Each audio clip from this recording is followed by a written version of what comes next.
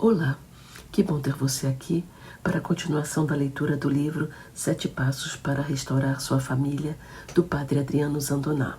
Eu sou Beth Gravina. Nossa leitura hoje é o 7º passo. Confiar na providência divina e administrar os recursos com inteligência.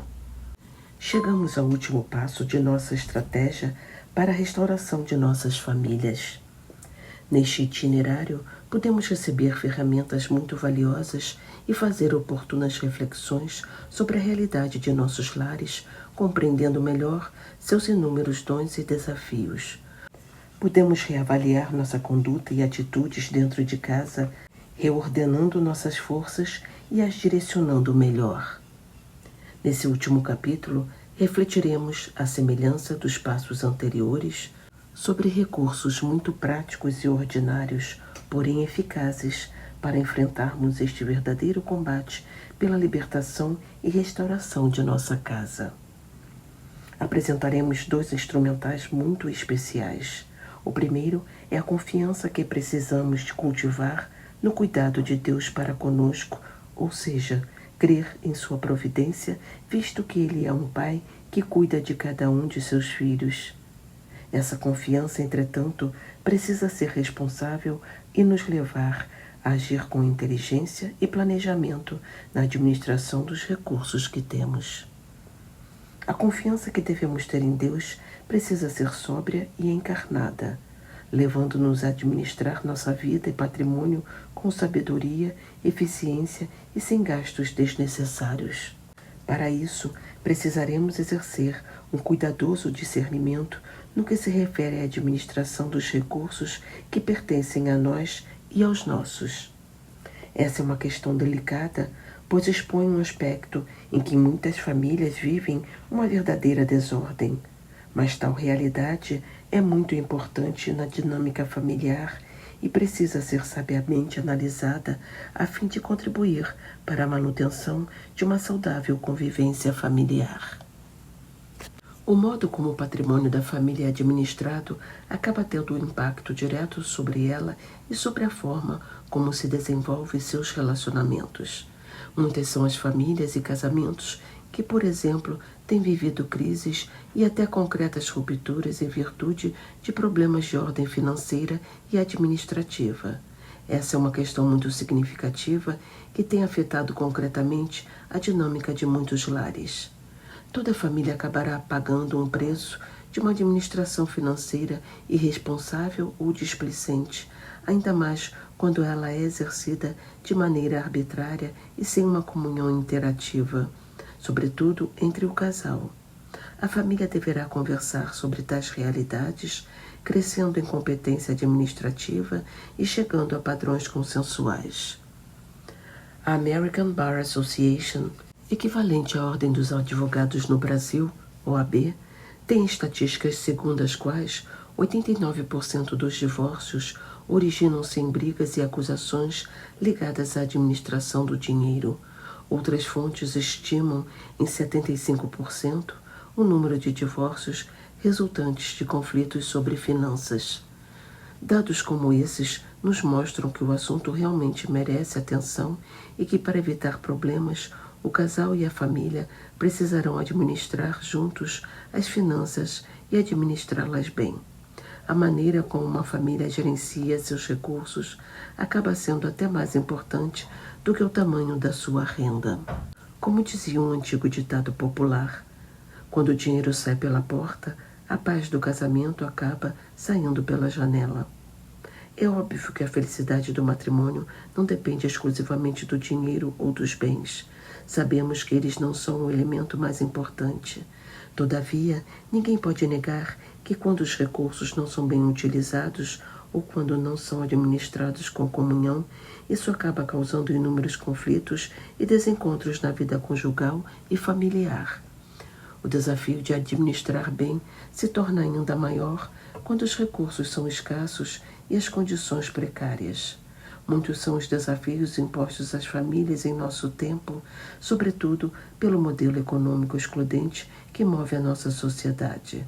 Tais realidades exigirão muito mais destreza, perspicácia e comunhão em nossa arte de administrar os recursos a fim de que as reais necessidades sejam contempladas e toda a família possa se desenvolver. O Papa Francisco apresentou este cenário da seguinte forma: às vezes as angústias das famílias se tornam dramáticas quando têm que enfrentar a doença de um ente querido sem acesso a serviços de saúde adequados, ou quando se prolonga o tempo sem um emprego decente. O atual sistema econômico produz diversas formas de exclusão social. As famílias sofrem de modo particular por causa dos problemas relativos ao trabalho. Para os jovens, as possibilidades são poucas e a oferta de trabalho é muito seletiva. Diante deste enredo e da delicada realidade que envolve a administração dos recursos familiares, para a qual as famílias precisam de apoio e orientação, seguem algumas dicas práticas para que o casal e toda a família possa cuidar melhor e de forma mais harmônica das finanças, administrando-as com mais parceria, menos conflitos e, ao mesmo tempo, promovendo o crescimento na comunhão familiar. 1. Para que pessoas trabalhem e vivam juntas e seu casamento, família dê certo, elas precisam criar um orçamento cuidadosamente planejado, feito tanto pelo marido quanto pela esposa, e depois seguirem este orçamento com todo cuidado. Faz-se necessário conversar sobre as maiores necessidades da família, planejando um orçamento por consenso e aplicar-se a segui-lo com fidelidade. 2. Sejam econômicos, resistindo ao impulso de comprar tudo o que tem vontade ou condições e que muitas vezes não é realmente necessário. Comparem preços, sejam rigorosos. Comprar não é fonte da felicidade. Sejam equilibrados e se orientem a partir das verdadeiras necessidades da família. Evitem criar necessidades desnecessárias. 3. Definam os gastos de cada mês com antecedência, utilizando o critério das prioridades. O casal, a família, deve saber o quanto vão receber, exatamente quando e em que precisarão gastar. Isso fica muito mais fácil se organizarem uma planilha com uma página para cada recebimento e despesa. Quando os gastos são definidos com antecedência, o planejamento obtém mais eficácia e todos podem acompanhar sua aplicação. 4. Reserve alguma quantia para imprevistos, como gastos com médicos, remédios, etc. Eles são inevitáveis e poderão mesmo acontecer. 5. Evite assumir dívidas por prazos muito longos. Pode ser perigoso contar demasiadamente com um dinheiro que você ainda não recebeu e comprometer parte da renda, pois ninguém pode prever o futuro. Em caso de problemas inesperados, você ficará mais satisfeito se tiver uma reserva em dinheiro em vez de um carnê para pagar. 6. Guardem parte do que recebem, mesmo que comecem poupando em torno de 5% da renda. Esse hábito proporciona segurança e, a longo prazo, possibilita a realização de alguns sonhos. 7. Vivemos em uma sociedade que se deleita em ostentar, vivendo acima do que realmente possui. Não caia nessas armadilhas. Seja simples, viva modestamente e o tempo recompensará cada escolha e sacrifício realizado. Não compre coisas apenas para ser admirado por terceiros.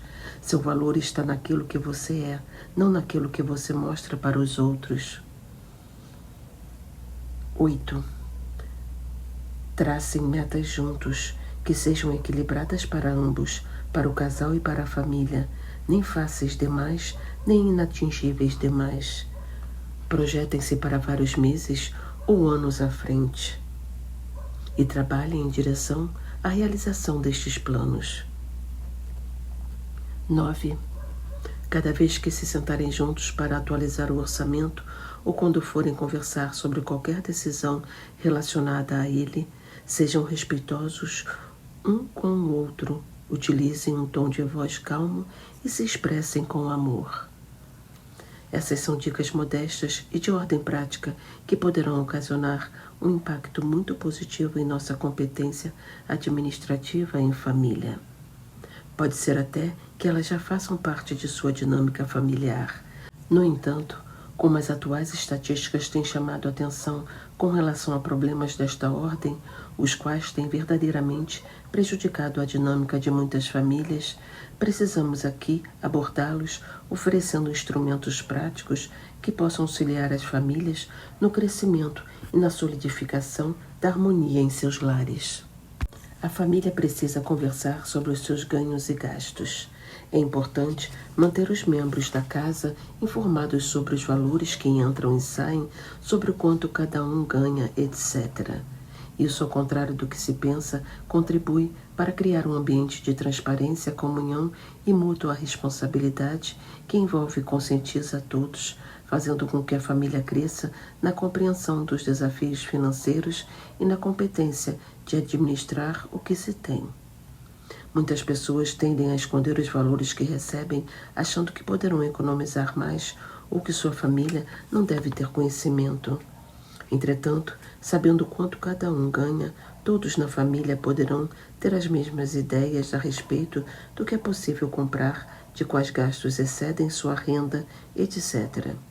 Se uma família possui contas a pagar que superem as contas a receber, salário, aluguéis, rendimentos de investimentos, e todos souberem os respectivos valores, novas ideias poderão surgir e ser compartilhadas, gerando soluções criativas e adequadas para todos, além de estimular a partilha e a comunhão em família. Há especialistas que acreditam ser saudável incluir até os filhos pequenos nessas discussões, pois assim estamos ensinando-os e poupando-os de surpresas econômicas desagradáveis futuramente, além de os inserir efetivamente no convívio familiar. De tal forma, demonstramos amor e respeito por suas opiniões, ainda que nossas crianças não tenham muita experiência de vida. Mesmo com pouca idade, elas costumam dar ideias criativas sem os vícios e as amarras emocionais que os adultos muitas vezes trazem no coração. Nessa dinâmica de reorganização da postura administrativa em família, outro passo importante será a constante revisão das contas e a averiguação dos gastos que poderão realmente ser eliminados. Deve-se periodicamente olhar para os números e pensar friamente para onde o dinheiro está indo e se ele está sendo bem empregado. Se ele não é suficiente para o orçamento, será recomendável repensar os objetivos comuns da família e assim reencaminhar os gastos para a conscientização dos objetivos principais em detrimento de pequenos confortos. A conversa e a análise financeira feitas em conjunto podem trazer um convívio mais agradável para pessoas que compartilham de um mesmo orçamento, diminuindo brigas, otimizando oportunidades e aumentando a saúde emocional e financeira para os mais velhos e mais jovens. Sendo os recursos escassos ou abundantes, uma administração sábia e compartilhada é uma ferramenta de extrema importância na batalha pela restauração de nossas famílias, que contribuirá para a eficácia de nossa comunhão familiar. Todavia, tal realidade não encerra todo o conteúdo a ser apresentado neste capítulo. Além da capacidade de administrar bem e em comunhão com a família, precisaremos desenvolver, como o título deste capítulo propõe, a capacidade de fomentar a fé em nosso ambiente familiar, vivendo uma confiança irrestrita no cuidado de Deus e em seu amor de Pai, dirigido a cada um de nós. A fé é um atributo que, não obstante as outras possibilidades, ensina-se e aprende-se em casa. Quando criamos um ambiente de fé em nossos lares, todos os membros acabam por ser atingidos e contagiados. Por mais que trabalhemos duro e administremos bem os nossos recursos, nossa confiança não pode estar somente em nossas capacidades e bens. Nossa confiança precisa estar em Deus, que sempre cuida de nós e que não deixará que sejamos vencidos pelas dificuldades ou privações. Ele é um Pai que não falha nem nos abandona. Será sinal de sabedoria viver este abandono de confiança em suas mãos. Porém, este Pai quer que vivamos responsavelmente e administremos com sabedoria os recursos que temos. Essa referida confiança na providência divina deve ser estimulada e fomentada em nosso contexto familiar. Devemos aproveitar todas as oportunidades possíveis para tornar nosso lar um ambiente de aprendizagem da fé, um lugar de oração no qual a presença de Deus se faça sentir e se possa experimentar. Para isso, precisaremos aproveitar com inteligência os espaços que temos, utilizando os momentos das refeições, reuniões e festas familiares para promover oportunidades para todos rezarem juntos, invocando a bênção de Deus sobre todas as realidades concernentes a toda a família. Os pais devem ensinar os filhos a trabalhar com afinco, sempre dando o seu melhor. Contudo, precisam também ensiná-los que tudo depende de Deus, a última palavra pertence a Ele e que nele devemos sempre confiar. O que demais nossas famílias têm necessidade é essa fé que é operante, mas confia e caminha com esperança no cuidado divino. O Papa Francisco disse às famílias: todas as famílias têm necessidade de Deus, todas, todas. Necessidade da sua ajuda, da sua força, da sua bênção, da sua misericórdia, do seu perdão. E requer-se simplicidade. Para rezar em família, requer-se simplicidade. Quando a família reza unida, o vínculo torna-se mais forte. Todas as famílias precisam rezar em comunhão e crescer nessa fé, no cuidado de Deus. Cada membro da família precisa nutrir essa consciência de nossa real necessidade de Deus, que será sempre o amparo e a força mais necessária em nossos momentos de adversidade. Isso deve ser ensinado e aprendido em casa. A oração em família possui uma intrínseca pedagogia capaz de formar e unir a família. Cada membro deve responsabilizar-se pela saúde espiritual do lar, tornando a fé algo que faz parte do cotidiano, uma verdadeira fonte de forças para lutar contra tudo que busca destruir a felicidade e a harmonia familiar. Tudo pode se tornar matéria para alimentar a vivência da fé em família. Os sofrimentos podem se tornar motivos de oração, os sonhos podem ser oportunidades para sinceras preces, os medos podem motivar a confiança. Esse ambiente vai contagiando a família e fazendo crescer a fé no coração de cada membro do lar. Essa tarefa de fazer crescer a fé deve ser assumida por todos que compõem a família. No entanto, caso alguns não possam fazê-lo em virtude dos problemas e fraquezas que costumam atingir os membros de nossa casa, alguém precisa assumir o leme e dar passos concretos, em nome de todos, em direção à restauração do lar e da harmonia familiar, na certeza de que, como afirmou Madre Teresa de Calcutá, nada daquilo que é feito por amor é pesado demais. Se ainda não há quem reze e cultive uma real espiritualidade em sua casa, seja você o primeiro a abrir caminho para eles através de suas iniciativas e oração. Seja um verdadeiro bandeirante e abra espaço para que a presença de Deus adentre no contexto de sua família. Não tenha medo de propor a fé e a confiança no cuidado de Deus, em sua providência, a todos de seu lar. Creia que os frutos serão maravilhosos e alcançarão os membros de sua casa ao longo do caminho da vida. Assim, concluímos nossos 7 passos na certeza de que eles são parte de uma estratégia muitíssimo eficaz, caso a sigamos com constância e fidelidade. Tais passos são verdadeiros recursos bélicos na batalha pela restauração de nossa família. Espero que eles ajudem e norteiem você em suas lutas cotidianas. Nunca desista de lutar e de se empenhar pela restauração do seu lar, pois não existem guerras que não possam ser vencidas quando lutamos com as armas certas e com os recursos necessários. Nunca se esqueça que você foi criado para ser feliz e que Deus combate a seu favor e de sua família. Ele nunca desiste de sua família. Não desista dela você também. Obrigado por ter trilhado este caminho comigo de cura e restauração. Seja fiel ao que ele propõe e tenha certeza de que você contemplará verdadeiros e lindos milagres ao longo deste percurso. Utilize sempre esses 7 passos. Oração do 7º passo. Senhor, após concluir estes 7 passos, clamo a Ti a graça de vivê-los sinceramente em minha dinâmica familiar. Que eu não desista de minha família. Dá-me tua força e coragem para que eu lute sempre por ela. Renova minha fé e esperança e faz-me não estacionar em meus medos, decepções, mágoas e feridas. Quero ir adiante, Senhor. Quero lutar pela restauração de meu lar, independentemente de minhas feridas e cicatrizes. Capacita-me a viver o amor e renova meus propósitos e minha disposição, Senhor. Quero ser teu instrumento em minha casa, que através de mim todos os meus recebam a tua luz. Coloco-me à tua disposição, podes me usar, Senhor. Suplico a ti a cura, a libertação e a transformação de todos os meus familiares. Liberta-nos de tudo o que nos divide e nos afasta de ti. Arranca as raízes de tristeza, pecado e vícios de nossos corações. Ilumina tudo o que está escuro em minha família e restaura minha casa, Senhor. Eu e minha casa serviremos ao Senhor. Amém.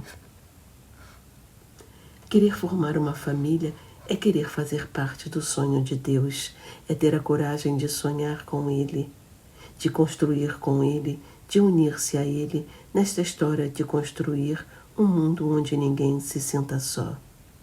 Papa Francisco.